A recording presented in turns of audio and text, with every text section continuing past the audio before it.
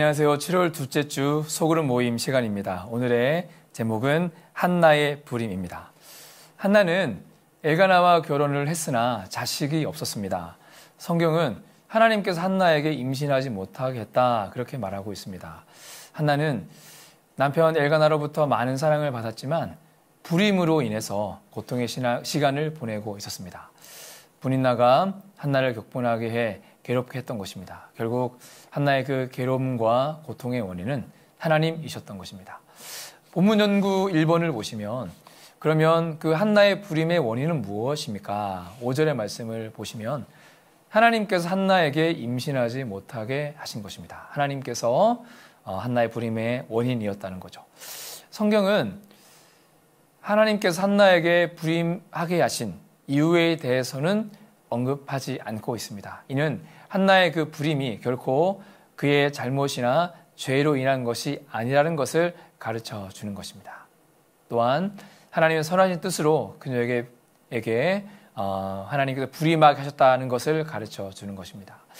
성도는 때로 하나님의 선하신 뜻에 의해 고통을 겪을 수 있습니다. 죄를 짓지 않아도 잘못을 저지르지 않아도 하나님의 선하신 뜻에 의해서 고통을 겪을 수 있다는 것입니다. 따라서 성도는 고통을 당할 때 원망하고 불평하기보다는 하나님의 선하심을 믿고 그분의 뜻을 물어야 하는 것입니다.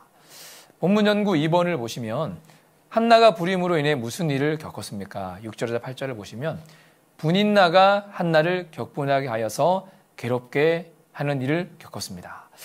엘가나에게는 한나와 분인나라는 두 아내가 있었습니다. 그런데 엘가나는 분인나보다는 한나를 더 사랑하였습니다.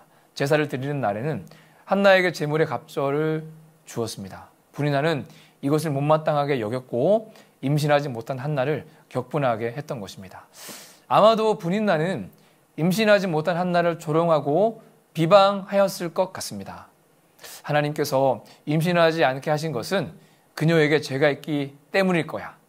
아니면 자녀도 없는 자에게 재물이 무슨 필요가 있느냐라는 식으로 이야기하면서 이 분인나가 한나를 조롱하고 비방했던 것입니다. 한나는 그러한 분인나의 조롱과 비방을 통해서 격분하였고 힘든 시간을 보냈던 것입니다. 그런데 한나는 자신을 격분하게 하는 그 분인나와 다투지 않았습니다. 그리고 남편 엘가나를 힘들게 하지 않았습니다. 한나는 오롯이 하나님께 나아가 기도하였습니다. 왜냐하면 한나는 하나님께서 모든 것의 주관자이심을 알았기 때문입니다.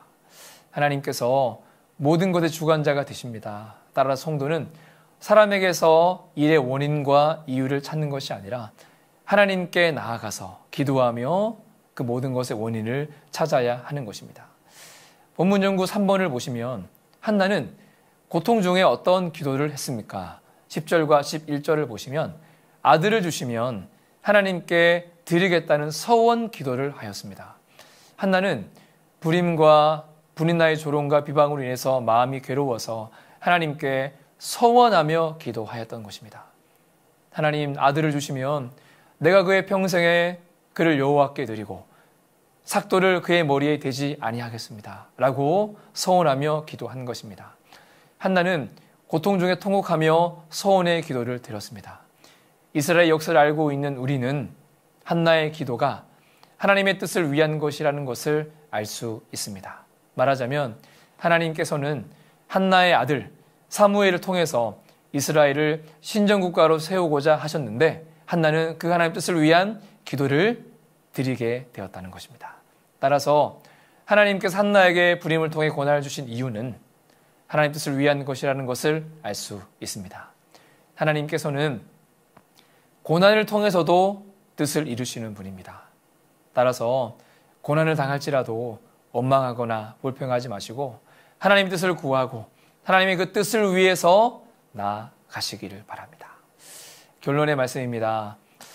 하나님께서는 선하신 뜻을 위해서 성도에게도 고난을 허락하실 때가 있습니다.